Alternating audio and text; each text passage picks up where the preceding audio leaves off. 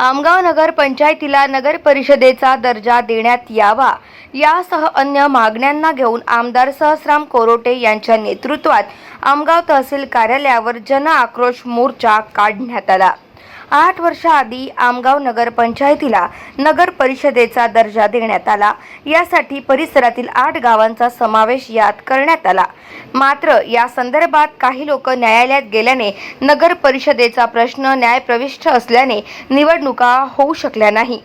तर दुसरीकडे 8 गावे नगर परिषदेमध्ये समाविष्ट करण्यात आल्याने 8 ग्रामपंचायतीमध्ये राहणाऱ्या लोकांना घरकुल मिळाले नाही।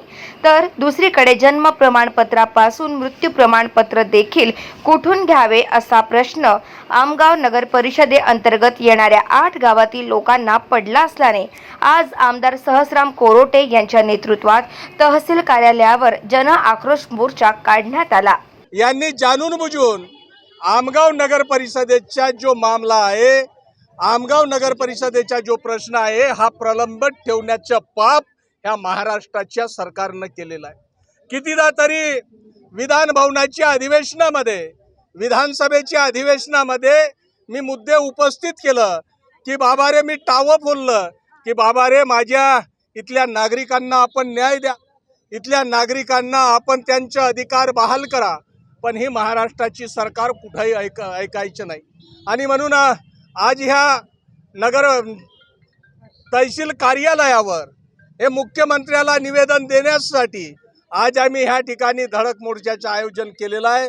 नक्कीचपणे आमच्या बऱ्याचशा मागण्या, घरकुलाची योजना मंजूर केलीच पाहिजे, त्याचप्रमाणे शेतकऱ्यांना गुराचे गोटे दिलं पाहिजे, अनेक दिवसापासून प्रलंबित असलेले जे अतिक्रमणधारक आहेत आणि जे गरजू लोक आहेत त्यांना पट्टे दिलं पाहिजे आणि त्यांना पट्टे देऊन त्यांना घरकुलाची योजना ही मंजूर केली पाहिजे।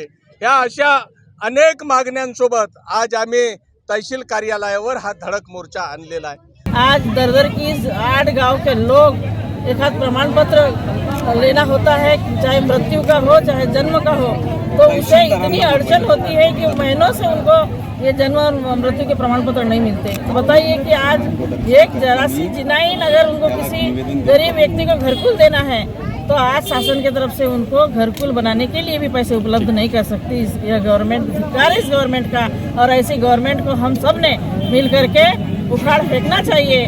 तर या जन आक्रोश मोर्चाची सुरुवात आमगाव कृषी उत्पन्न बाजार समितीच्या प्रांगणातून झाली असून आमगाव शहरात भ्रमंती करीत आमगाव तहसील कार्यालयावर राज्याचे मुख्यमंत्री एकनाथ शिंदे यांना विविध मागण्यांचे पत्र पाठवण्यात आले।